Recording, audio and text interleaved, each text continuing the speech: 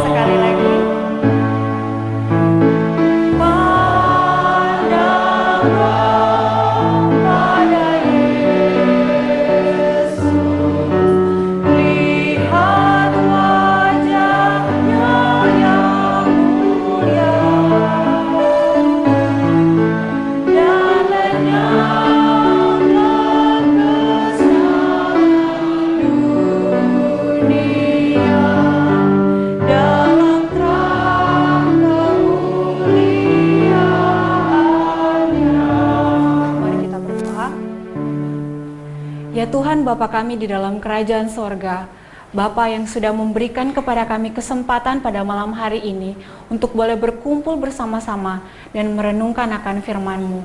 Bapa juga yang mau mengajarkan kami untuk tetap terus memandang kepada Tuhan yang merupakan sumber kehidupan kami. Kiranya Roh Kudus-Mu yang akan menyertai kami pada malam hari ini dengan pengertian yang benar untuk setiap firman yang akan kami buka bersama-sama pada malam hari ini. Terima kasih Tuhan untuk penyertaan-Mu bagi kami semua. Di dalam nama Yesus kami berdoa. Amin. Silakan duduk kembali. Misteri bertahan hidup di akhir zaman. Siapa di sini yang yakin bahwa kita sudah benar-benar hidup di akhir zaman? Siapa yang benar-benar yakin? Oh, hanya sedikit ya yang yakin ya. Oke. Kalau kita mengingat pelajaran kita dari malam yang pertama, bagaimana nubuatan dari Alkitab dan bahkan tanda-tanda yang sudah dinyatakan oleh Alkitab menyatakan bahwa saat ini kita semua hidup di akhir zaman. Dan Alkitab menyatakan kalau kita buka di dalam Matius pasalnya yang ke-24, tanda-tanda akhir zaman kurang lebih seperti ini. Ada peperangan, ya kita bisa lihat ya, peperangan yang benar-benar nyata terjadi. Kelaparan di mana-mana, penyakit, gempa bumi, pemanasan global sudah nyata di depan mata kita. Dan satu hal yang unik, salah satu tanda akhir zaman ini adalah penyakit. Saya ingin menunjukkan beberapa fakta bagaimana penyakit ini semakin menjadi-jadi. Apalagi ketika penyakit ini menjadi salah satu tanda akhir zaman ini kita sudah sementara jalani. WHO menyatakan kurang lebih dari 20 tahun terakhir ini ada 28 penyakit baru yang muncul. Mungkin kalau dulu kita cuma tahu, oh kanker, wah kayaknya ngeri. Tapi semakin bertambahnya waktu, ternyata penyakit juga ini semakin muncul. Saya mau bertanya, ada yang pernah mendengar satu virus namanya virus cacar monyet? Ada yang pernah dengar? Ada banyak ya, ada yang mendengar tentang virus cacar monyet. Kayaknya aneh ya, cacar monyet. Tapi, tahukah kita bahwa virus ini sedang booming di Indonesia? Sementara membuat banyak pakar-pakar kesehatan menjadi resah. Kok ada cacar monyet? Nah, singkat cerita, virus ini muncul dan berkembang ternyata dari monyet. Dan dari monyet itu akhirnya dia mulai menginfeksi orang-orang. Nah, di mana pertama kali dikatakan ini terjadi pertama kali di Kongo atau di Afrika. Kemudian yang terinfeksi ini dia pergi berkelana kemana-mana, akhirnya membawa juga virus ini kemana-mana. Sampai akhirnya bisa hari ini ada di Indonesia. Bahkan lagi viral, ada seorang prajurit TNI yang meninggal karena cacar monyet ini. Keadaan kulitnya begitu mengerikan. Dan bahkan masuk di berita di Batam, Kepulauan Riau. Kalau bisa dilihat bagaimana ngerinya penyakit ini ya. Begitu ngeri kalau kita lihat itu ada di kulit kita. Penyakit dari hewan bisa sekarang mulai menginfeksi manusia. Kalau dulu yang kita cuma tahu cacar air, sekarang kok sudah ada cacar monyet. Atau kalau dulu kita tahu ada virus flu, pilek. Sekarang udah mulai ada apa? Flu burung, flu babi. Makin aneh-aneh penyakit ini. Penyakit makin bertambah, obat-obatan pun semakin bertambah. Dan supaya kita dapat bertahan hidup di akhir zaman ini, kita membutuhkan tubuh yang sehat dan bahkan mental yang sehat. Tetapi kalau kita lihat kenyataan penyakit semakin bertambah-tambah, kita mulai ragu bagaimana kita bisa bertahan hidup dengan penyakit yang begitu banyak seperti ini. Kita perlu terus bertanya, apakah ada hubungan antara kesehatan fisik kita dengan mental kita? Kalau kita ingat beberapa malam lalu kita sudah bahas ya, bahwa ternyata ada pengaruh antara makanan, pikiran, dan perilaku kita. Dan bagaimana ini saling mempengaruhi satu dengan yang lain? Kita akan lihat satu kisah di dalam Alkitab. Mari kita buka Alkitab kita di dalam kitab Daniel. Daniel pasalnya yang pertama. Di dalam Daniel pasal yang pertama ini diawali dengan suatu kejadian di mana Raja Babylon, yaitu siapa? waktu itu Raja Nebukadnezar, dia mengalahkan dan menawan orang-orang Yehuda, terlebih khusus anak-anak muda. Nah, kalau kita membaca apa yang dilakukan oleh Nebukadnezar kepada anak-anak muda ini, kita lihat dari ayatnya yang keempat. Dikatakan, yakni orang-orang muda yang tidak ada sesuatu cela, yang berperawakan baik, yang memahami berbagai-bagai hikmat, berpengetahuan banyak dan yang mempunyai pengertian tentang ilmu, yakni orang-orang yang cakap untuk bekerja dalam istana raja, supaya mereka diajarkan tulisan dan bahasa orang Kasdim. Jadi para orang-orang muda yang terpilih oleh Raja Nebukadnezar ini ditawan oleh raja ini supaya mereka bisa menjadi apa? Pegawai dari raja. Dan bagaimana mereka diperlakukan?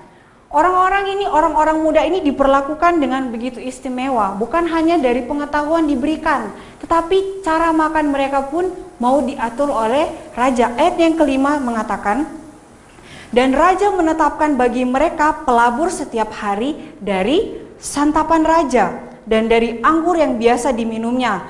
Mereka harus dididik selama 3 tahun dan sesudah itu mereka harus bekerja pada raja. Kalau kita mau bayangkan, Raja Nebukadnezar ini punya cara yang cukup cerdas. Bagaimana seseorang ini bisa setia untuk menjadi pekerjanya di kerajaan dengan memberikan pengetahuan, dengan memberikan cara makan yang kalau kita bayangkan, kalau makanan kerajaan pasti apa di bayangan kita? Pasti mewah, pasti apa lagi? Pasti enak, pasti wah menggiurkan. Pasti kalau kita lihat di gambar-gambar, wah dengan buah-buahan yang melimpah. Tetapi dari apa yang ditawarkan oleh Raja Nebukadnezar ini, ada 4 pemuda Ibrani. Ada yang tahu siapa mereka? Daniel, Hananya, Misael, dan Azaria. Itu nama Ibrani mereka. Terima kasih Ibu mengingat juga. Dan apa yang mereka lakukan? Bukannya mereka menerima, tetapi mereka menolak. Mari kita baca sama-sama di ayatnya yang ke-8. 1, 2, 3. Daniel berketetapan untuk tidak menajiskan dirinya dengan santapan raja dan dengan anggur yang biasa diminum raja. Dimintanyalah kepada pemimpin pegawai istana itu supaya ia tak usah menajiskan dirinya. Bukannya dia menerima, tetapi dia menolak. Dan Anda tahu kenapa dia menolak? Ini ada beberapa fakta kenapa dia menolak makanan dari raja. Yang pertama, karena makanan itu biasanya orang-orang Babylon itu makanan yang disediakan di meja raja itu adalah makanan yang sudah dipersembahkan kepada berhala.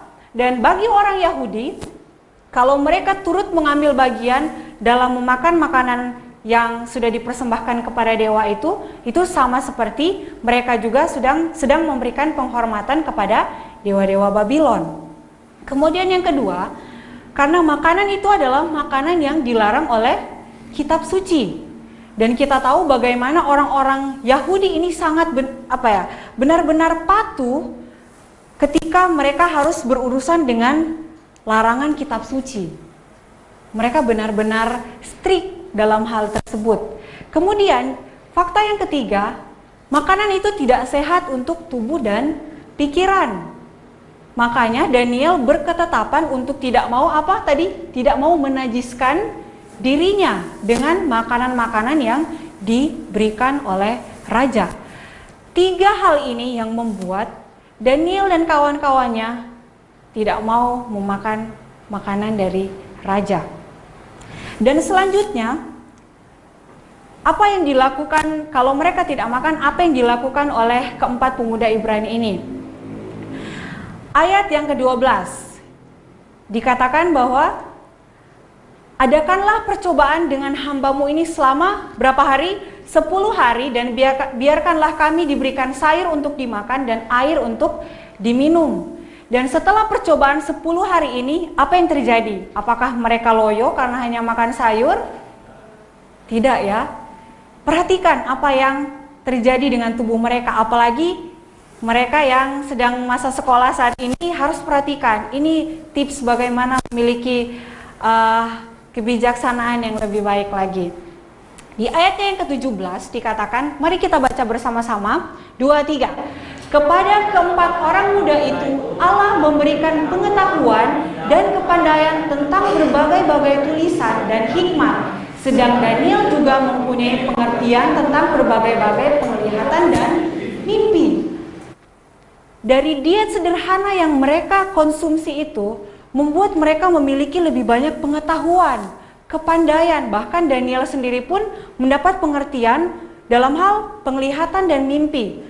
Dan bukan hanya itu, lebih luar biasanya lagi, kita sementara membuka Alkitab ya. Di Daniel 1 ayat yang ke-20, ada yang bisa membacakan? Daniel 1 ayatnya yang ke-20. Saya rindu ada seseorang yang bisa membacakan dengan keras. Daniel 1 ayat 20. Dalam tiap-tiap hal yang memerlukan kebijaksanaan dan pengertian yang ditanyakan raja kepada mereka, didapatinya bahwa mereka 10 kali lebih cerdas daripada semua orang berilmu dan semua ahli jampi di seluruh kerajaannya. Mereka didapati berapa kali lipat cerdasnya? 10 kali lebih cerdas. Bukankah ini adalah tips kesehatan dan jurus jitu supaya kita bisa menjadi lebih pintar? Seharusnya kita kalau yang apalagi yang lagi belajar harus ikuti tips dari Daniel dan kawan-kawan ini. Apalagi ketika kita seringkali masih sulit, bagaimana nih saya tidak mengerti untuk baca firman ini. Tapi dengan apa yang dilakukan oleh Daniel dan kawan-kawan, ini membuat mereka bisa lebih mudah mengerti akan Alkitab. Dan jangan lupa poin ini. Jika kita mengikuti contoh dari Daniel, maka kita juga akan mempunyai pengertian yang lebih baik khususnya akan nubuatan. Karena seringkali kita bingung ya, kalau udah berbicara wahyu dan lain-lainnya kita sudah bingung. Dan hal yang penting lagi, karena ketetapan dari Daniel dan kawan-kawan, apalagi Daniel, dia berketetapan di pasalnya yang pertama ini, ketika dia bisa mengerti penglihatan dan mimpi, dia juga akhirnya bisa menginterpretasi Daniel pasalnya yang kedua. Dia bisa mendapatkan penglihatan-penglihatan yang lain di dalam Daniel 7, 8, dan seterusnya. Karena dimulai dari diet yang seperti ini. Bukankah ini sesuatu yang indah yang perlu untuk kita pelajari sebagai umat-umat Tuhan? Dan apa yang dilakukan oleh mereka, kenapa mereka bisa melakukannya? Karena dalam Roma 7 ayat 26 mengatakan, jadi dengan akal budiku aku melayani hukum Allah. Karena mereka menurut apa yang Tuhan perintahkan, apa yang Tuhan sudah firmankan di dalam Alkitab, khususnya bagaimana cara makan yang benar, akhirnya dia bisa memiliki kepandaian atau hikmat yang akhirnya bisa membawa banyak orang juga diselamatkan dengan setiap interpretasi mimpi dan penglihatan yang dia dapatkan. Dan Keluaran 15 ayatnya yang ke-26 mengatakan, kita baca sama-sama, 2, 3. Firman-Nya, jika kamu sungguh-sungguh mendengarkan suara Tuhan Allahmu dan melakukan apa yang benar di matanya dan memasang telingamu kepada perintah-perintahnya dan tetap mengikuti segala ketetapannya, lanjut, maka aku tidak akan menimpakan kepadamu penyakit manapun yang telah kutimpakan kepada orang Mesir, sebab aku Tuhanlah yang menyembuhkan engkau. Dengan melakukan apa yang Tuhan kehendaki, kita bisa mendapatkan kesehatan. Dan ayat ini bukan hanya disampaikan untuk orang Israel, tetapi untuk kita juga. Dan berbicara mengenai penyakit orang Mesir, ada beberapa penelitian penyakit-penyakit apa sih yang diderita oleh orang Mesir ini. Ketika mereka mulai mengotopsi mayat-mayat dari mumi ini, ternyata mumi-mumi ini banyak yang menderita penyakit jantung, kanker, radang sendi, asam urat, kemudian hepatitis atau radang di bagian hati. Bahkan seorang putri Firaun yang bernama Ahmose Meret Amon, ternyata dia meninggal karena penyakit jantung ketika diteliti ya. Dan selain itu, penyakit-penyakit seperti ini juga, tetanus, trisinosis, gigi kropos, diabetes, obesitas. Bukankah penyakit-penyakit ini juga adalah penyakit-penyakit modern saat ini? Ternyata sebelum WHO sudah tahu, oh ternyata ada penyakit seperti ini. jauh sebelumnya ketika zaman Mesir ini ada, penyakit-penyakit ini pun sudah ada. Dan WHO menyatakan bahwa sepertiga penduduk dari dunia ini sedang sakit. Dengan kata lain, dari 3 orang, 1 diantaranya punya penyakit. Dan betapa malangnya kehidupan kita sebagai umat-umat Tuhan yang mau untuk bertahan di akhir zaman ini. Lalu apa yang harus kita lakukan? Kalau kita tidak tahu apa yang harus kita lakukan, kemana kita harus bertanya? Alkitab. Alkitab akan menyediakan berbagai macam solusi untuk kehidupan kita, terlebih khusus untuk kesehatan. 1 Korintus 10 ayat yang ke-31 kita baca sama-sama 2-3. Jika engkau makan atau jika engkau minum atau jika engkau melakukan sesuatu yang lain, lakukanlah semuanya itu untuk kemuliaan Allah. Prinsip yang harus kita pegang. Mau apapun yang kita makan, apa yang mau kita minum, apa yang mau kita lakukan, kita harus berpikir apakah ini bisa memuliakan Tuhan? Apakah tubuh saya bisa memuliakan Tuhan ketika saya makan atau minum makanan yang seperti ini? Karena apa yang kita makan itulah yang akan membentuk kita. Makanya dibilang Anda adalah apa yang Anda makan. Dan mengapa tubuh kita ini harus memuliakan Tuhan? Satu ayat yang sangat penting yang harus kita benar-benar perhatikan. 1 Korintus 6 ayat 19 dan 20 mengatakan, atau tidak tahukah kamu bahwa tubuhmu adalah apa? Bait Roh Kudus yang diam di dalam kamu. Roh Kudus yang kamu peroleh dari Allah. Dan bahwa kamu bukan milik kamu sendiri. Sangat jelas, tubuh kita ini adalah bait Roh Kudus. Dan sangat penting untuk kita menjaga tubuh kita, karena kita tahu tubuh kita ini adalah tempat harta yang sangat berharga, yaitu Roh Kudus yang akan menuntun kehidupan kita. Dan ayat selanjutnya, ayat yang ke-20 dikatakan, sebab kamu, saya dan saudara telah dibeli dan harganya telah lunas dibayar. Karena itu apa? Muliakanlah Allah dengan tubuhmu. Jadi sebenarnya Paulus ini dengan sederhana mau mengatakan, kamu harus jaga kesehatanmu, kamu harus jaga tubuhmu, karena tubuhmu ini bukan milikmu. Tubuh ini sudah dibayar oleh Tuhan, tubuh kamu ini sudah ditebus dari dosa, makanya kamu harus menjaga tubuhmu. Dan berapa harga yang diberikan untuk menebus kita? Berapa harganya? Tak ternilai. Dari darah yang sangat suci, darah yang sangat berharga, menebus kita semua. Apakah kita akan menyia-nyiakan suatu kesempatan yang seperti ini? Apakah kita sudah ditebus tapi kita masih mau untuk hidup di dalam keberdosaan lagi dengan mencemarkan tubuh kita? Misalnya, Ibu Naomi setelah bertahun-tahun mau menabung, akhirnya Ibu Naomi mau membeli sebuah mobil. Sebuah mobil yang sangat bagus, yang bermerek Toyota Land Cruiser. Wah, Ibu Naomi sangat senang ya, semoga ya Bu ya. Ibu Naomi sangat senang, wah saya dapat mobil baru. Kemudian tiba-tiba saya datang, Ibu saya boleh pinjam mobilnya nggak Bu?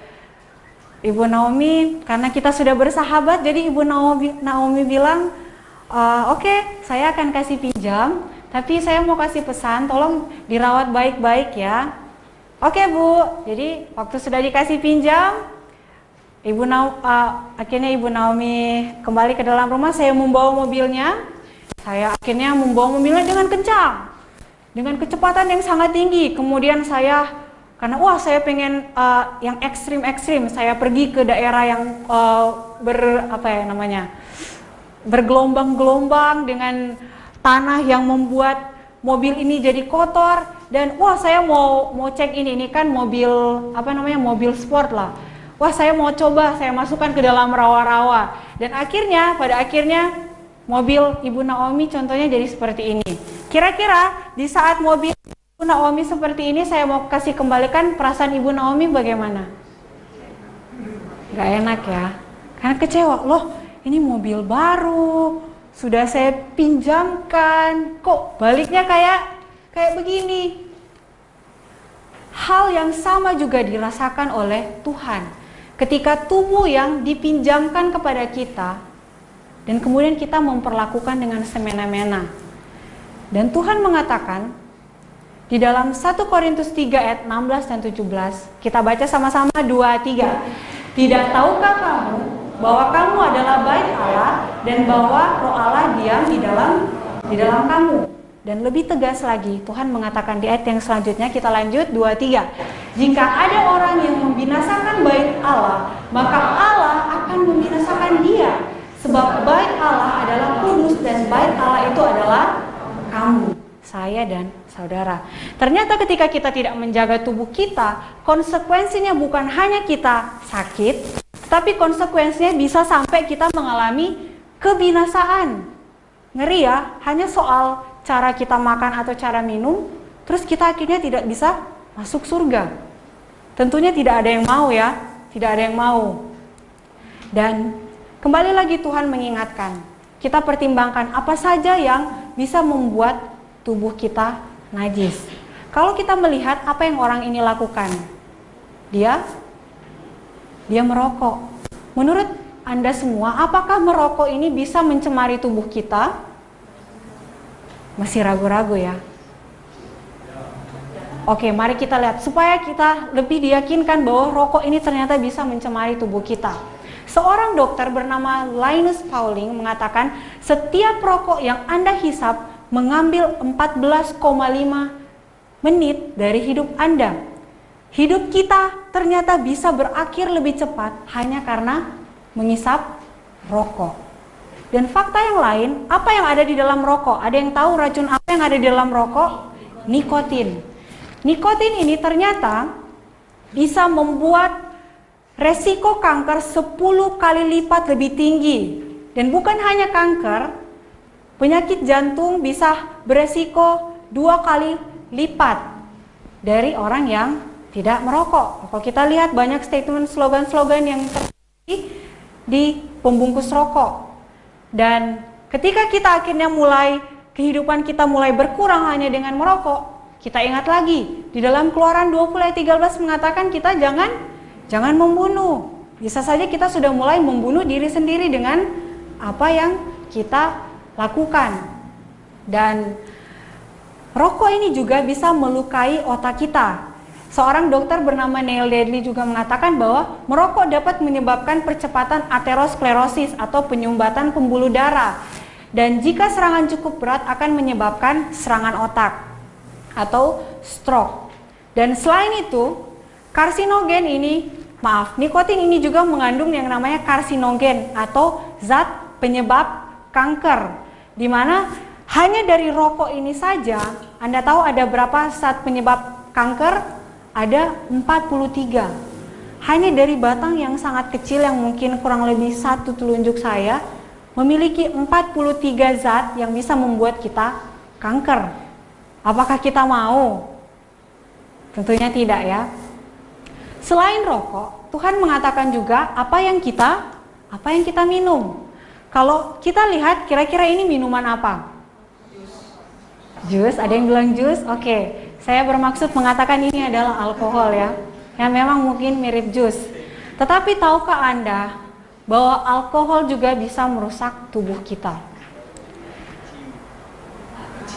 Aparat keamanan mengatakan bahwa alkohol ini adalah masalah sosial nomor 1 di masyarakat. Makanya banyak sekali kejahatan terjadi, banyak sekali kriminal yang terjadi hanya karena orang mabuk, kecelakaan lalu lintas dan lain sebagainya. Makanya Daniel dan kawan-kawan pun di dalam Daniel 1 ayat 8 mengatakan mereka tidak mau menajiskan diri mereka dengan makanan dan anggur raja. Karena Daniel tahu anggur yang disediakan oleh raja waktu itu tidak baik. Dan kalau kita ingat lagi cerita bagaimana kerajaan Babel ini bisa runtuh, mereka runtuh karena tidak siap ketika kerajaan Media Persia datang untuk menghancurkan. Karena apa? Mereka pesta mabuk-mabukan. Karena anggur, karena alkohol ini akhirnya mereka kalah. Dan selanjutnya Amsal pun mengatakan bahwa dalam Amsal 20 ayat yang pertama, anggur adalah pencemooh, minuman keras adalah peribut, tidaklah bijak orang yang terhuyung-huyung karenanya. Tetapi pertanyaannya, anggur macam apa yang disebutkan, yang membuat terhuyung-huyung? Kalau jus anggur kira-kira bisa nggak? Oke, yang dimaksud di sini adalah anggur yang beralkohol, yang sudah difermentasi. Dan fakta penelitian kesehatan mengatakan bahwa alkohol ini bisa menghambat signal listrik yang mengalir di dalam otak kita. Dan lama-kelamaan kalau sudah tidak ada aliran listrik dalam otak kita, pastinya otak kita akhirnya padam. Dan lebih lanjut lagi dikatakan setiap level konsumsi alkohol mengakibatkan penurunan volume otak. Jadi otak kita jadi mengecil hanya karena minum alkohol. Apalagi yang dipengaruhi oleh alkohol ini adalah bagian frontal lobe atau otak depan. Dimana kalau saudara-saudara ingat, otak depan kita ini adalah otak yang mengatur pertimbangan, pengambilan keputusan kita, bahkan moralitas kita pun diatur di otak ini. Tidak heran kalau orang yang minum alkohol pikirannya jadi kacau. Dan seharusnya kita sebagai anak-anak Tuhan harus benar-benar yakin untuk terus menolak bahwa alkohol ini bukanlah minuman yang harus kita minum sebagai umat-umat Tuhan. Karena kita perlu otak kita ini untuk dijaga supaya kita bisa mengerti firman Tuhan, bukan jadi fly dan lain sebagainya. Oke. Apalagi kira-kira minuman yang bisa membuat tubuh kita ini tidak baik? Anda tahu minuman apa ini? Kopi. Minuman ini sangat populer. Minuman ini yang seringkali membuat banyak orang ketagihan. Tetapi, tahukah Anda ada sesuatu yang ada di dalam kopi? Kafein. Ya, terima kasih Bu. Kafein ini adalah salah satu jenis racun. Hampir mirip dengan nikotin. Kafein ini memiliki dampak yang sangat tidak baik di dalam tubuh kita. Dan kafein ini ternyata juga ada di dalam teh. Selain di teh itu ada tein, ternyata ada kafein juga. Sama-sama ein terakhirnya. Dan bukan hanya di teh, pokoknya segala jenis teh, terlebih khusus yang dari daun teh. Lebih khusus dari daun teh, itu adalah minuman-minuman yang mengandung kafein. Dan tahukah Anda, kafein atau ada satu zat namanya asam tanat yang terkandung di dalam teh juga. Ini adalah bahan kimia yang digunakan untuk proses pembuatan bahan kulit. Supaya kulitnya bisa tahan lama, tampak lebih bagus. Tetapi kita pikirkan, kita bayangkan kalau itu masuk di dalam tubuh kita. Coba kalau kita lihat seseorang yang senang minum kopi atau teh, biasanya kalau gelas mereka dalam bertahun-tahun mereka gunakan untuk konsumsi teh atau kopi, gelasnya jadi apa? Kecoklatan. Jadi kecoklatan. Kita bayangkan bertahun-tahun kalau kita minum itu, apa yang akan terjadi dengan perut kita? Kita bisa membayangkan. Hal itulah yang akan terjadi, membuat usus kita ini malahan jadi kotor. Bukan hanya ada di teh, tapi ini juga ada di Coca-Cola, Pepsi, dan minuman lain sebagainya. Oke, kafein ini ternyata setelah diteliti menyebabkan beberapa penyakit berikut ini. Mari kita lihat daftar penyakitnya. Penyakit jantung karena dia mengganggu irama jantung. Kemudian kanker kandung kemih, gangguan saraf. Karena contoh gangguan saraf karena biasa kopi membuat orang sulit tidur. Seharusnya sudah tidur tapi dipaksa, akhirnya terjadi gangguan saraf. Meningkatkan tekanan darah, kecanduan kafein. Kalau sudah kecanduan, makin ribet juga urusannya. Meningkatkan gula darah. Dan kita harus ingat bahwa tubuh kita ini adalah bait Roh Kudus. Kalau kita memasukkan zat seperti itu membuat penyakit-penyakit yang seperti tadi, apakah tubuh kita ini bisa dikatakan sebagai bait Roh Kudus? Bukan ya. Selain dari minuman, Tuhan mengatakan juga apa yang kita makan. Sekarang kita akan melihat makanan-makanan seperti apa yang ternyata membuat kita bisa lebih sehat dan membuat kita akhirnya lebih sakit. Ketika manusia itu diciptakan, Tuhan sudah menyediakan makanan yang terbaik untuk manusia. Amin. Di dalam Kejadian 1 ayatnya yang ke-29, mari kita baca bersama-sama 2-3. Berfirmanlah Allah, lihatlah aku memberikan kepadamu segala tumbuh-tumbuhan yang berbiji di seluruh bumi dan segala pohon-pohonan yang buahnya berbiji itulah akan menjadi makananmu.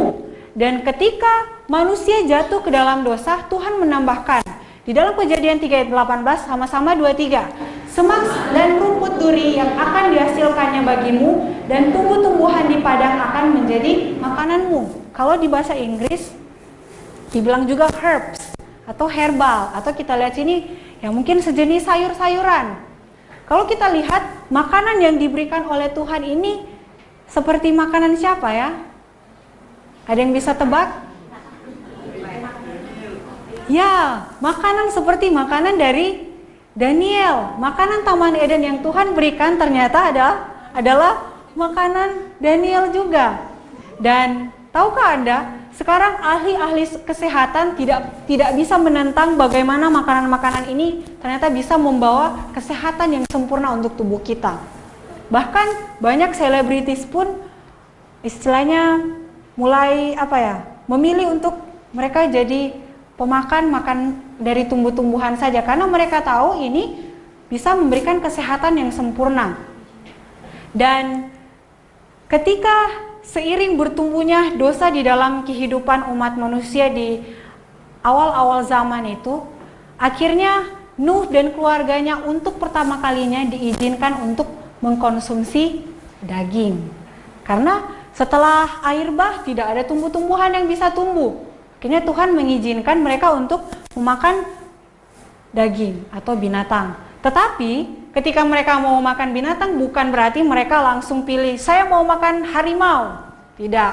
Tuhan kasih petunjuk juga makanan mana yang bisa untuk mereka makan. Mari kita lihat di dalam Kejadian 7 ayatnya yang kedua dikatakan, dari segala binatang yang tidak haram haruslah kau ambil 7 pasang, jantan dan betinanya, tetapi dari binatang yang haram 1 pasang, jantan dan betinanya.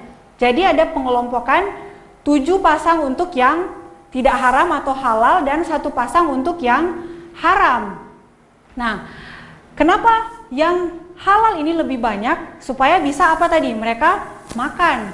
Dan yang kedua harus mereka akan gunakan itu sebagai persembahan korban kepada Tuhan. Nah, sekarang pertanyaannya, binatang mana yang halal dan binatang mana yang haram? Karena kalau seandainya semua bisa dimakan, kemudian tiba-tiba ternyata Nuh dan keluarganya sudah mengambil salah satu saja binatang haram, kayaknya tidak akan ada spesies binatang itu sampai sekarang ya. Jadi Tuhan bermaksud hanya makanan yang halal saja yang akan dimakan. Dan ada satu pasal di dalam Alkitab, sebenarnya ada berapa, yang sangat terkenal yang menjabarkan tentang makanan haram dan halal. Ada yang tahu? Ada di Ulangan, ada juga di dalam buku Imamat. Kita buka Imamat pasalnya yang ke-11. Pasal ini membahas lebih detail makanan mana, binatang mana yang haram dan binatang mana yang halal. Mari kita mulai di ayatnya yang kedua. Mari kita baca sama-sama 2-3. Katakanlah kepada orang Israel begini, inilah binatang-binatang yang boleh kamu makan dari segala binatang berkaki 4 yang ada di atas bumi. Setiap binatang yang berkuku belah, yaitu yang kukunya bersela panjang dan yang memamah biak, boleh kamu makan. Jadi dari binatang yang berkaki 4 ini, apa kriterianya? Harus berkuku belah dan apa? Memamah biak. Jadi makan terus ya. Memamah biak ini artinya makan terus seperti sapi ini. Ini adalah karakteristik dari makanan yang halal. Nah, kemudian ayat yang berikutnya mengatakan begini, tetapi inilah yang tidak boleh kamu makan dari antara yang memamah biak atau dari yang berkuku belah. Contohnya apa di sini? Unta. Karena memang memamah biak tetapi tidak berkuku belah, haram itu bagimu. Jadi walaupun dia memamah biak, tapi kalau tidak berkuku belah tetap haram. Ataupun sebaliknya, walaupun dia berkuku belah tetapi tidak memamah biak, tetap saja haram. Jadi halal itu adalah yang apa tadi? Berkuku belah dan memamah biak. Jelas ya? Dari hewan berkaki 4 itu kriterianya. Dan selain itu, Kalau saudara-saudara boleh baca selengkapnya, ada banyak sekali contoh-contoh binatang yang tidak boleh dimakan. Dan salah satunya adalah daging yang mungkin banyak dari kita senang. Di ayatnya yang ke-7 dan ayatnya yang ke-8 dikatakan, demikian juga babi hutan, karena memang berkuku belah tetapi tidak memumah biak, haram itu bagimu. Daging binatang-binatang itu janganlah kamu makan dan bangkainya janganlah kamu sentuh, haram itu bagimu. Kalau di dalam bahasa Inggrisnya hanya ditulis swine atau hanya babi saja, tidak secara spesifik dikatakan babi hutan. Nah, mungkin kita bisa melihat, wah lucu sekali ya, lucu sekali hewan ini. Tapi mungkin kalau seandainya dia bisa bicara, seandainya ya, tapi kita percaya dia tidak bisa bicara, dia akan bilang, saya haram, tolong jangan makan saya. Karena pada faktanya banyak orang mengatakan bahwa daging ini adalah daging yang sangat enak. Tetapi kabar baik yang Tuhan mau nyatakan bahwa ini adalah makanan haram, makanan yang tidak bisa kita makan. Kenapa? Di dalam penelitian kesehatan, di dalam daging babi ini ada satu cacing, sejenis cacing pita yang bernama Trisina, larva Trisina. Dikatakan oleh seorang dokter, dia menemukan bahwa 1 dari setiap 4 spesimen daging babi terdapat larva Trisina yang masih hidup di dalamnya. Yang bahkan walaupun sudah dikasih mendidih 100 derajat Celcius tetap tidak mati. Tetap tidak mati. Dan lebih mengerikannya lagi, ada sebuah penyakit bernama penyakit trisinosis. Ada seorang wanita bernama Suki Jane Taylor. Seorang wanita berumur 42 tahun. Tiba-tiba dia datang ke dokter dan mengatakan, dokter sepertinya saya punya benjolan di bagian kepala saya. Kemudian akhirnya waktu di scan, oh ya memang benar, ada seperti benjolan. Akhirnya oke, kita akan operasi untuk pengangkatan benjolan ini. Tapi tahukah Anda, ketika dibelah apa yang ada di dalamnya? Saya tidak mau menunjukkan gambarnya karena pasti mengerikan. Di dalamnya itu adalah cacing. Sebuah penyakit yang akhirnya disebut karena di bagian otak neurosistecersosis. Wah, cukup ribet. Anda bayangkan, Tuhan itu begitu baik ketika Tuhan mengatakan bahwa itu tidak boleh dimakan. Kalau seandainya kita sebagai umat-umat Tuhan mau untuk memiliki kebijaksanaan 10 kali lipat, apakah kita akan mengkonsumsi makanan yang pada akhirnya membuat otak kita ini dimakan oleh cacing-cacing yang tidak bisa mati itu? Bisakah kita akan memiliki 10 kali lebih bijaksana kalau kita memakan makanan yang seperti itu? Di saat yang sama kita juga sedang dimakan. Dan di dalam Alkitab pun mengatakan, khususnya di Perjanjian Baru, bahwa daging babi ini bukanlah daging yang bisa kita makan. Oke, mari kita lihat kisah di dalam Alkitab. Di dalam Yohanes 6 ayat 11 sampai yang ke-13, ini adalah peristiwa ketika Yesus memberi makan 5.000 orang. Dan ketika Yesus memberi makan, ada sisa makanan. Dan karena ada sisa makanan, Tuhan suruh untuk apa? Kumpul. Karena Tuhan tahu itu makanan. Dan sisanya ada berapa? 12 bakul. Jadi makanan itu tidak dibuang. Tetapi di cerita yang selanjutnya, di dalam Markus 5 ayat 11 sampai 13, ini adalah kisah ketika ada seseorang yang dirasuk oleh setan, dan ketika ditanya siapa namamu, setan itu menjawab namanya adalah Legion, artinya adalah banyak. Dan setan ini meminta untuk dia dipindahkan kemana? Ke babi-babi. Kalau seandainya daging babi ini adalah makanan, apakah Yesus akan membuang-buang makanan? Tentunya tidak. Sangat jelas Tuhan pun mengatakan bahwa daging babi ini bukanlah makanan kita. Dan selain daging atau hewan yang berkaki 4, selanjutnya di Imamat pasal yang ke-11 ada juga kriteria makanan yang haram dan halal. Di ayat yang ke-9 mengatakan, kita baca sama-sama supaya kita tidak tegang ya. 1, 2, 3. Inilah yang boleh kamu makan dari segala yang hidup di dalam air, segala yang bersirip dan bersisik di dalam air, di dalam lautan dan di dalam sungai. Itulah semuanya yang boleh kamu makan. Jadi hewan-hewan yang ada di dalam air, kriterianya ada 2 juga. bersirip dan bersisik. Oke, kita bisa cek lagi. Ikan yang kita makan atau hewan-hewan air yang kita konsumsi di rumah, apakah ini memiliki kriteria seperti ini, bersirip dan bersisik? Tapi sekali lagi saya mau mengatakan, ketika Tuhan mengatakan bahwa hewan ini tidak bisa kita makan, itu sebenarnya adalah satu berkat untuk kita, karena Tuhan punya maksud. Ada satu artikel kesehatan, dikatakan seperti ini, ribuan ikan sungai mati akibat pestisida. Jadi di dalam sungai itu tercemar pestisida atau pembunuh hama ya.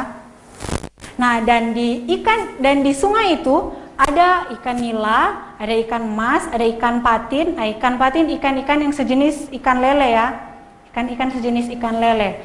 Dan ketika dilihat, yang mati itu ikan nila dan ikan emas. Tapi ikan patinnya kok tidak ya?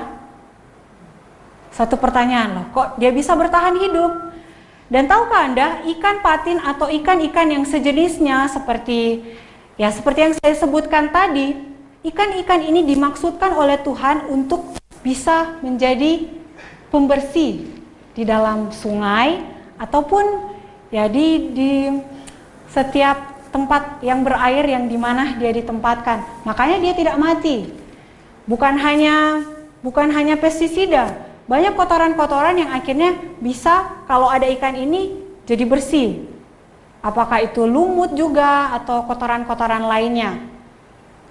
Dan Alkitab dengan jelas memberikan petunjuk kepada kita bahwa jenis-jenis ikan yang tidak bersirip dan tidak bersisik ini, kita bayangkan kalau seandainya ikan patin ini yang dia makan kotoran-kotoran, dia bisa makan pestisida dan bisa hidup, dan kemudian makan itu, kira-kira kotoran itu pindah nggak di tubuh kita? Tentu, dia akan pindah juga.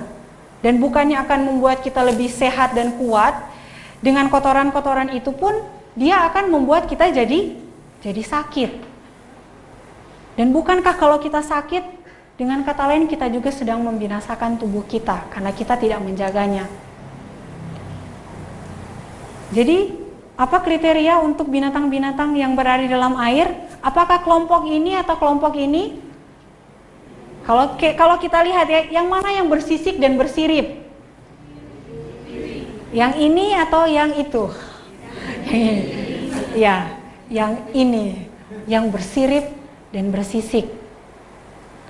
Dan sekali lagi saya mau katakan, Tuhan itu begitu baik ketika Tuhan melarang kita untuk tidak makan makanan yang seperti itu. Percayalah sama Tuhan. Dan kalau kita melihat daftar tokoh-tokoh Alkitab, khususnya di awal-awal permulaan riwayat bumi kita, dari Adam sampai Nuh, Anda mau lihat umur mereka itu bisa di atas 700-an ya, hampir 1000 tahun. Tetapi sesudah air bah, sesudah akhirnya daging-daging diizinkan untuk dimakan, kalian tahu umur mereka jadi bagaimana? Bukan hanya tinggi mereka berkurang, umur mereka juga jadi berkurang. Anda bisa cek. Bahkan Daud sendiri hanya 70 tahun. Dan kita lihat betapa pentingnya untuk memiliki pola makan seperti yang Tuhan sampaikan. Dan bahkan bukan hanya dagingnya saja, di Imamat 3 ayat 17 Tuhan juga mengatakan bahwa inilah suatu ketetapan untuk selamanya bagi kamu turun-temurun di segala tempat kediamanmu. Janganlah sekali-kali kamu makan lemak dan darah. Walaupun banyak yang bilang, saya belum pernah makan. Tapi banyak yang bilang, wah katanya kalau dibuat semacam jadi puding, katanya jadi enak ya. Saya tidak tahu bagaimana, tapi Tuhan bilang tidak boleh kita makan. Dan benar, dari penelitian kesehatan mengatakan bahwa dari lemak hewan ini merupakan industri karsinogen atau tempat produksinya sel-sel kanker di dalam tubuh kita yang akan kalau kita masukkan di dalam tubuh kita. Dan sekali lagi, bukankah Tuhan begitu baik ketika Tuhan mengingatkan ini kepada kita semua? Di dalam Filipi 3 ayat 18 sampai ayat yang ke-19. Mari kita baca bersama-sama. 1, 2, 3. Dan yang kunyatakan pula sekarang sambil menangis, Banyak orang yang hidup sebagai seteru salib Kristus. Kesudahan mereka ialah kebinasaan. Tuhan mereka ialah perut mereka. Seringkali hanya karena selera kita, hanya karena kebiasaan-kebiasaan kita yang salah, kita sedang menempatkan diri kita sebagai seteru, atau apa kata lain dari seteru? Sebagai musuh atau lawan dari Kristus. Tetapi banyak orang mengatakan, wah kan kalau sudah di zaman perjanjian baru, sudah tidak ada lagi yang namanya haram halal. Kan ada yang bilang bahwa apa yang keluar dari mulut itulah yang menajiskan kita. Oke, mari kita lihat bersama-sama ayat ini. Di dalam Matius 15 ayatnya yang ke-11.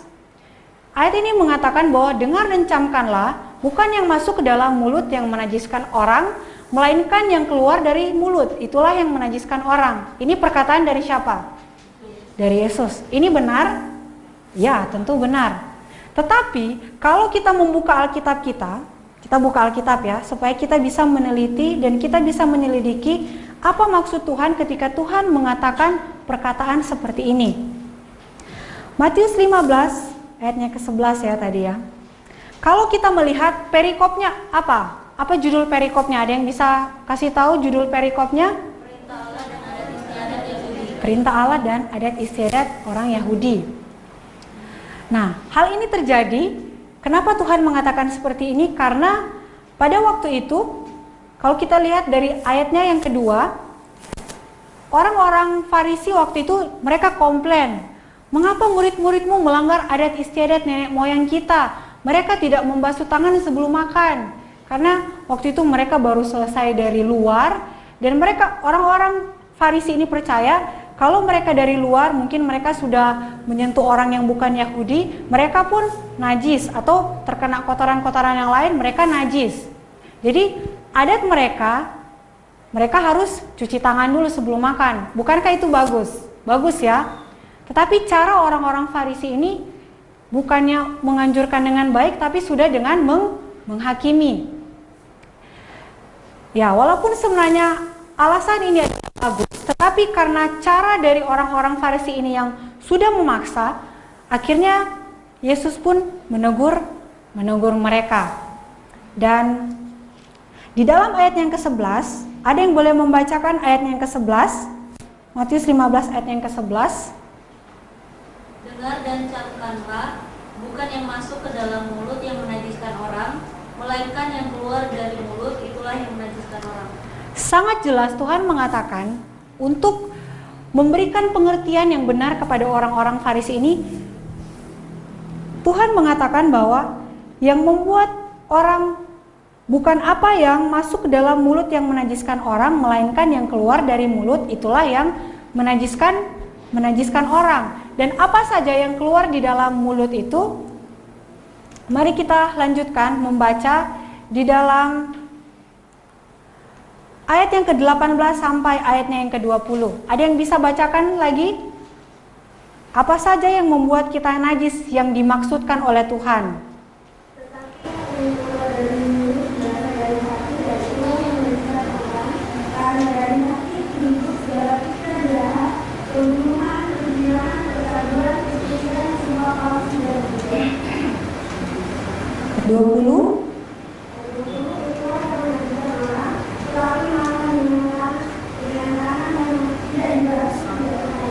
Tidak menajiskan orang. Ayat ini sangat jelas. Jadi bukan kita mengambil hanya sepenggal ayat di dalam satu perikop itu dan kita mengatakan yang haram itu adalah yang keluar dari mulut. Ya, menurut Alkitab ini, menurut apa yang Tuhan katakan adalah benar. Tetapi yang dimaksudkan di dalam perikop ini bukanlah mengenai makanan atau daging yang haram dan halal. Tetapi Tuhan mengingatkan bahwa yang membuat seseorang menjadi najis adalah apa yang keluar dari mulutnya, yaitu apa? Intinya segala sesuatu pikiran atau tindakan-tindakan yang jahat, itulah yang akan membuat seseorang menjadi najis. Ya, dosa itu adalah hal yang akan menajiskan tubuh kita. Ayat ini sangat jelas, bukan berbicara tentang makanan haram dan halal, tetapi bagaimana perilaku dari kita. Dan selanjutnya argumen-argumen yang lain lagi. Kan Di dalam Alkitab juga, di dalam buku Kisah, Tuhan suruh Petrus untuk makan daging-daging yang haram di dalam penglihatan yang diberikan di Kisah pasalnya yang ke-10. Mari kita buka lagi Alkitab kita. Nah, kalau kita melihat bagaimana latar belakang dari Petrus ini, dia juga adalah orang Yahudi. Di mana orang Yahudi ini, sebagai orang Yahudi, dia juga memegang prinsip bahwa bangsa-bangsa lain ini adalah najis. Makanya dia tidak mengabarkan Injil kepada mereka yang bukan orang Yahudi, bahkan untuk berinteraksi dengan mereka pun tidak. Dan pada akhirnya Tuhan memberikan dia penglihatan tepat sebelum dia bertemu dengan seorang perwira yang bernama Cornelius, di mana Cornelius ini bukanlah orang Yahudi. Dan ketika penglihatan ini turun dari sebuah kain yang lebar, berapa kali penglihatan ini muncul? 3 kali. Ketika disuruh untuk makanlah makanan ini. Apa yang menjadi jawaban dari Petrus? Petrus menjawab, tidak Tuhan, belum pernah saya makan apa-apa yang haram atau najis. Selama kurang lebih 3,5 tahun dia bersama-sama dengan Yesus, dia tidak pernah melihat bahwa makanan yang haram ini sudah bisa dimakan. Untuk itu kenapa Petrus akhirnya memberikan jawaban yang seperti ini. Dan ketika dia mendapatkan penglihatan ini, dia pun berpikir, apa maksud dari penglihatan yang Tuhan berikan? Kenapa kok Tuhan suruh dia memakan makanan yang haram? Tapi kembali lagi Alkitab akan memberikan kepada kita jawabannya. Dan pada akhirnya, setelah dia mendapatkan penglihatan ini, datanglah Cornelius. Akhirnya mereka boleh berbincang bersama-sama. Petrus juga boleh mendengar bagaimana kisah dari Cornelius ini. Dan akhirnya mereka bermalam di tempat itu. Dan keesokan harinya Petrus, Cornelius, dan keluarganya mengadakan suatu perkumpulan. Dan di dalam ayatnya yang ke-28, ayat ini sangat jelas menjelaskan apa arti dari penglihatan yang Tuhan berikan kepada Petrus. Kita baca bersama-sama 1, 2, 3. Saudara-saudara sendiri tahu bahwa orang Yahudi dilarang oleh agamanya untuk mengunjungi atau berhubungan dengan orang-orang dari bangsa lain. Tetapi Allah sudah menunjukkan kepada saya bahwa saya tidak boleh menganggap siapapun juga najis atau haram. Jadi Tuhan bermaksud supaya Petrus ini membuka matanya untuk tidak lagi memiliki prinsip seperti orang-orang Yahudi lain dengan menganggap orang bukan Yahudi adalah najis, tetapi melihat bahwa orang-orang yang bukan Yahudi juga ini membutuhkan Injil yang akan menyelamatkan mereka. Tidak boleh menganggap siapapun juga najis atau haram. Dan setelah itu akhirnya pekabaran Injil pun disampaikan kepada orang-orang yang bukan Yahudi juga. Kita bisa membacanya juga di dalam Kisah pasal yang ke-11. Dan selain itu, tahukah Anda, pola makan seperti ini, kriteria cara makan yang seperti ini, Tuhan juga nyatakan ketika dia akan datang pada kali yang kedua. Mari kita baca di dalam Yesaya 66 mulai ayatnya yang ke-15. Sebab sesungguhnya Tuhan akan datang dengan api dan kereta-keretanya akan seperti puting beliung untuk melampiaskan murkanya.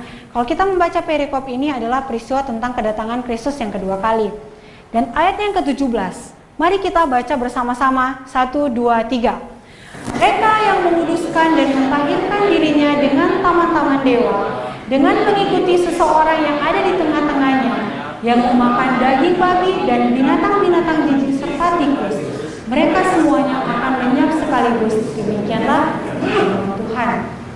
Dan sekali lagi, itu bukan hanya karena kita makan, tapi itu karena adalah pilihan kita. Ketika kita makan, kita sudah tahu akibatnya. Kita sudah tahu akibatnya apa yang akan terjadi dengan tubuh kita. Kalau kita makan, kita sakit. Kita tidak bisa mengerti firman Tuhan. Dan bagaimana kita bisa mengenal Tuhan lebih dalam. Semua ada prosesnya. Kita binasa pun, itu pun adalah akhirnya pilihan kita. Dan sekali lagi, Tuhan itu begitu baik. Tuhan mau menyatakan ini kepada kita supaya kita bersiap dari sekarang. Dan bahkan di dalam kerajaan sorga, Dikatakan di dalam Yesaya 11 ayat 6 dan ayat yang ke-7, serigala akan tinggal bersama domba dan macan tutul akan berbaring di samping kambing. Anak lembu dan anak singa akan makan rumput bersama-sama. Gak ada lagi singa makan domba. Bahkan singa sendiri pun jadinya makan rumput di dalam kerajaan sorga.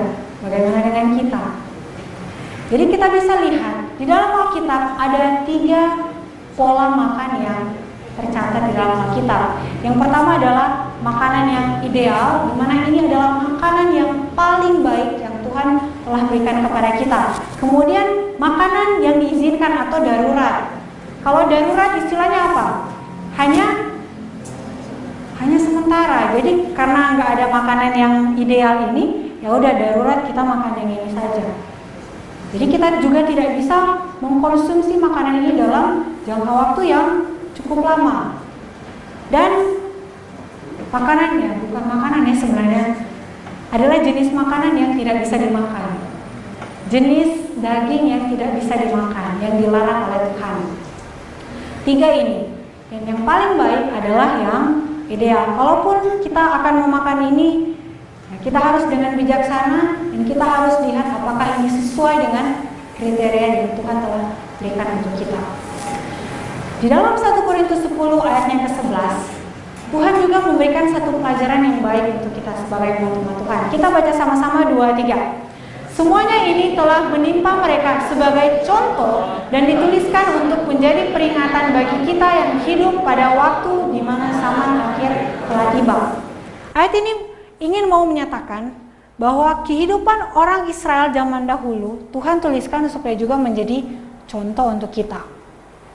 Bukan hanya sekedar haram dan halal, tetapi ada satu kisah yang cukup mengerikan di dalam sejarah orang Israel tentang selera makan dari orang-orang Israel.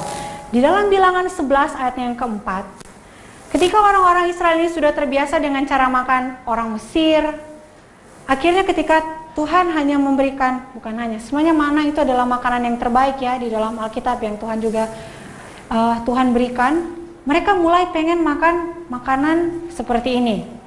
Ayat yang keempat, ayat yang cukup keras. Orang-orang bajingan yang ada di antara mereka kerasukan apa? Nafsu rakus. Dan Israel pun menangis pula serta berkata, siapakah yang akan memberi kita makan daging? Karena selera, jadi mereka merengek-rengek untuk minta Tuhan, kami mau makan daging. Dan akhirnya Tuhan memberikan waktu itu adalah burung puyuh. Nah, kalau saudara-saudara boleh baca di Mamat pasal yang ke-11, itu adalah binatang yang halal. Tetapi walaupun diberikan hewan yang halal, yang terjadi dari orang-orang Israel ini, mereka jadi orang yang aneh. Jadi kemasukan nafsu rakus.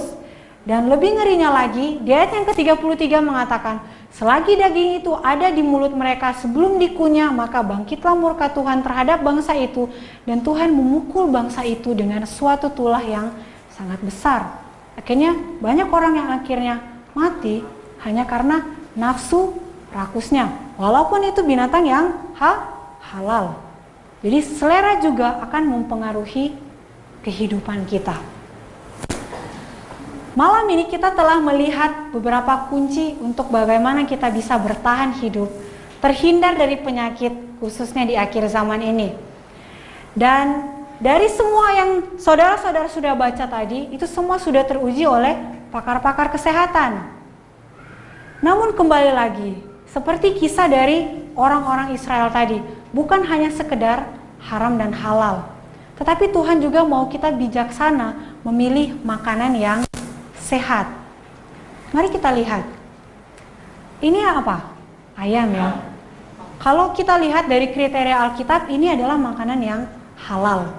Tetapi di zaman sekarang, banyak ayam yang ketika di peternakan, mereka sudah disuntik-suntik dengan begitu banyak zat-zat kimia, yang akhirnya membuat ayam ini kok yang kalau ayam yang biasa beberapa bulan baru dia bisa besar, tapi kok ini hanya beberapa minggu sudah bisa bertelur, sudah bisa kok kelihatan gemuk.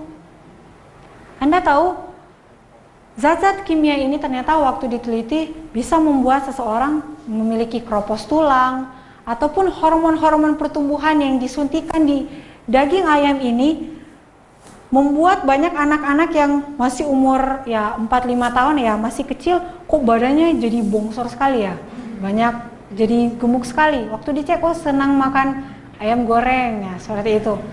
Jadi gemuknya gemuk beda hanya karena mengkonsumsi walaupun daging yang halal, tapi bukan daging yang sehat. Atau hewan yang ini berkuku belah dan membawa biak, bukan? Tetapi pernahkah Anda ingat, sangat terkenal ada satu penyakit yang namanya penyakit sapi gila. Ngeri ya. Kalau sapi ini punya hormon yang membuat dia gila, terus akhirnya kita tidak tahu daging yang kita makan, terus ternyata membuat itu masuk dalam tubuh kita, kira-kira kita bisa membayangkan apa yang akan terjadi dengan tubuh kita. Karena pada kenyataannya banyak yang akhirnya menyembelih daging-daging itu karena ya memang sudah kayaknya udah dekat-dekat ini, ya kita potong saja supaya kita jual. Pada faktanya yang terjadi di luar sana seperti itu. Bukan hanya ayam, bukan hanya sapi, bahkan ikan pun banyak yang sudah tercemar. Bukan hanya tercemar, ada juga ikan yang direkayasa. Sudah ikan tercemar tapi kok bentuknya aneh-aneh, ternyata sudah direkayasa. Dan bahkan ada sebuah majalah yang sangat terkenal dalam terjemahan bahasa Indonesia mengatakan, haruskah saya menjadi vegetarian? Karena kita tahu kok daging-daging yang halal pun sudah seperti itu. Kalau Tuhan memberikan kesempatan kita, Tuhan membukakan pikiran kita bahwa ternyata memakan makanan dari tumbuh-tumbuhan itu adalah yang lebih baik, kenapa tidak? Kalau itu yang membuat kita semakin sehat, membuat pikiran kita lebih jernih dan bisa lebih baik lagi untuk mempelajari firman Tuhan, kenapa tidak kita memilih makanan yang terbaik seperti yang Tuhan sudah berikan bagi kita.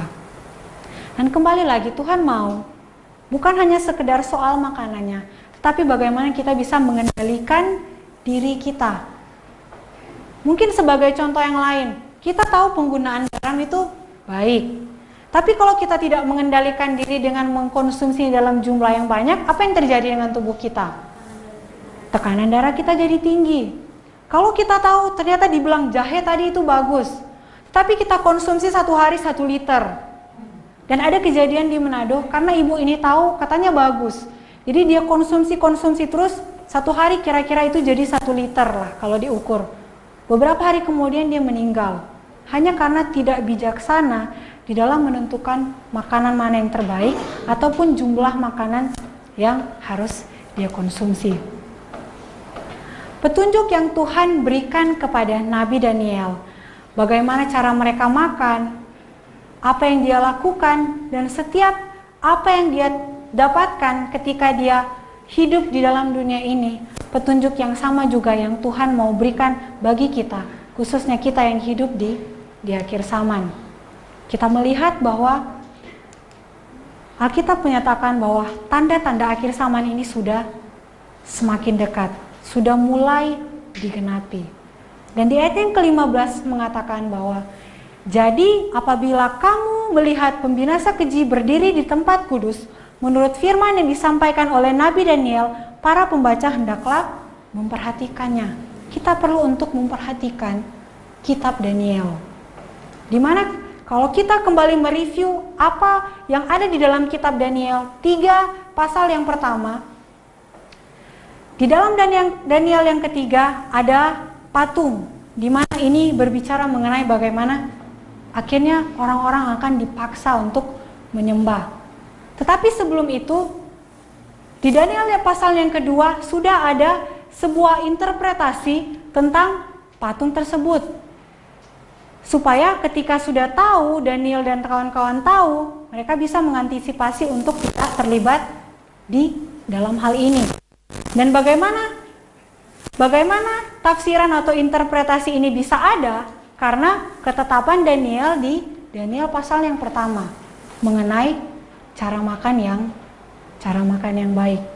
Sekarang kita bisa kembali introspeksi diri kita masing-masing. Apakah pola makan kita saat ini, apakah jenis makanan yang kita makan pada saat ini adalah makanan yang bisa membuat kita bertahan di akhir zaman? Dan mungkin saat ini kita mulai bertanya-tanya di dalam pikiran kita, nah, terus bagaimana caranya? Saya sudah terbiasa makan makanan yang seperti ini. Selera saya kayaknya sulit untuk kita ubah.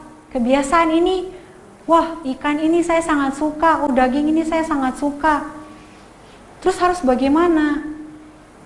Ada sebuah kisah di dalam Alkitab. Di dalam 2 Tawarik pasal yang ke-25, ada seorang raja bernama Raja Amasya.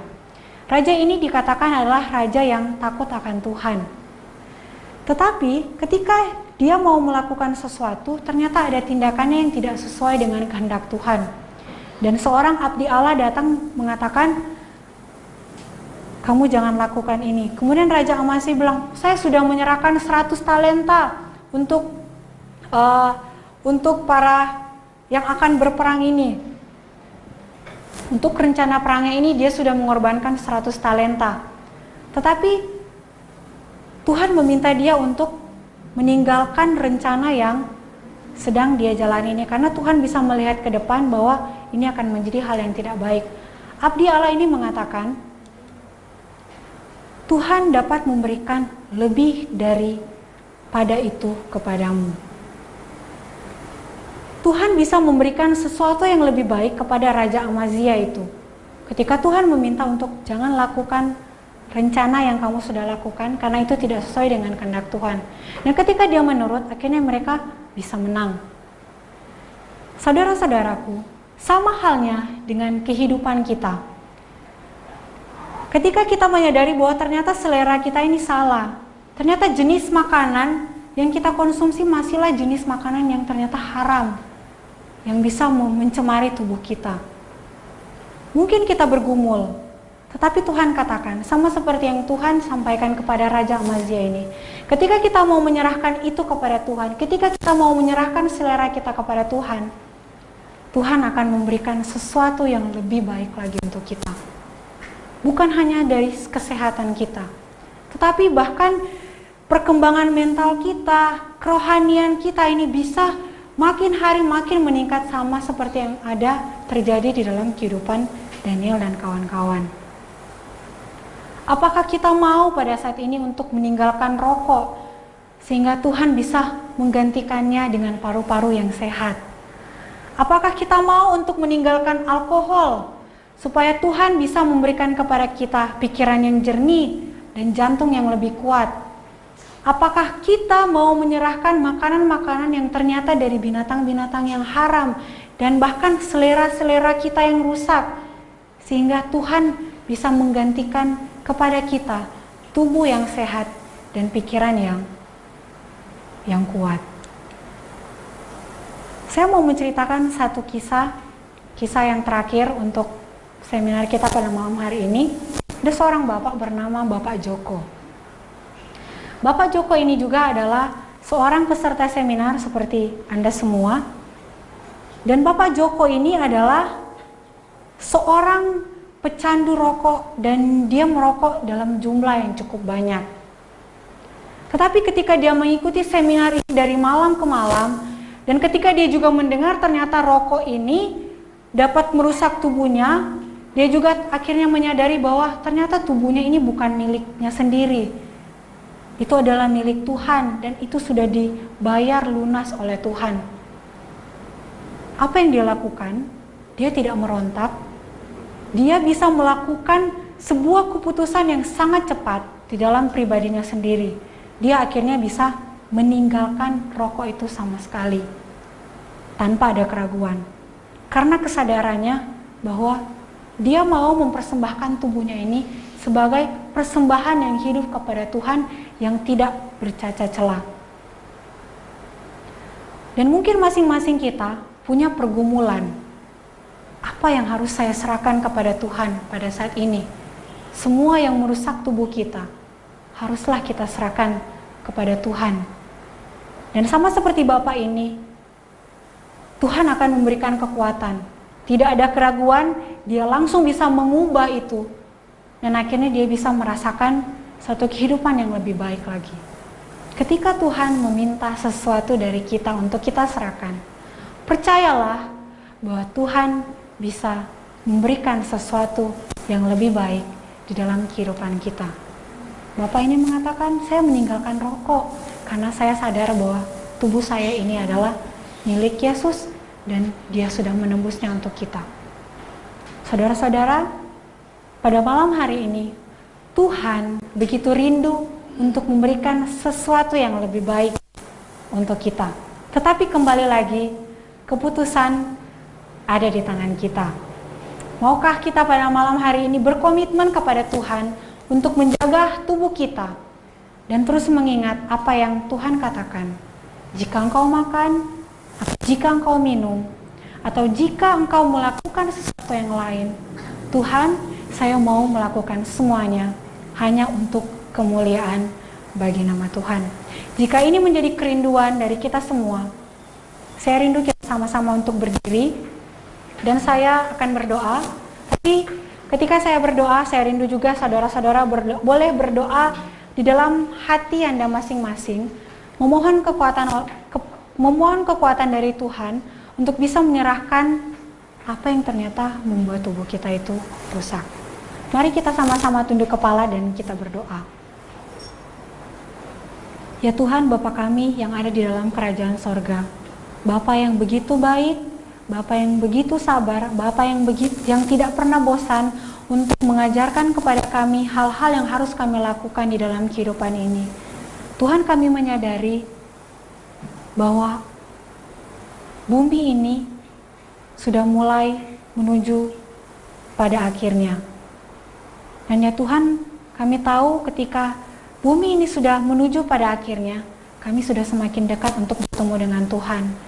Namun ya Tuhan, ternyata di dalam kehidupan kami ini masih banyak hal yang membuat kami tidak bisa menyerahkan diri kami sepenuhnya kepadamu. Masih banyak hal yang ternyata mencemari tubuh kami. Untuk itu ya Tuhan, tolonglah kami, berikan kepada kami kekuatan dan kesanggupan untuk meninggalkan hal-hal yang membuat kami sakit, hal-hal yang membuat kami tidak memiliki pikiran yang baik untuk memikirkan firman Tuhan. Dan kiranya Tuhan yang akan memampukan bagi kami untuk dapat berkomitmen bukan hanya pada malam hari ini, tetapi di hari-hari seterusnya, sampai Engkau datang pada kali yang kedua, kami boleh didapati sebagai orang yang setia. Dan juga tolonglah kami ketika kami tahu ini adalah kabar yang baik yang harus kami sampaikan.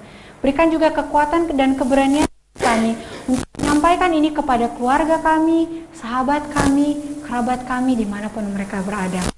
Terima kasih Tuhan, Engkau akan menyertai kami dari sekarang dan sampai selama-lamanya. Kami buat doa ini dalam nama Yesus yang adalah Tuhan, Juru Selamat kami yang hidup. Amin.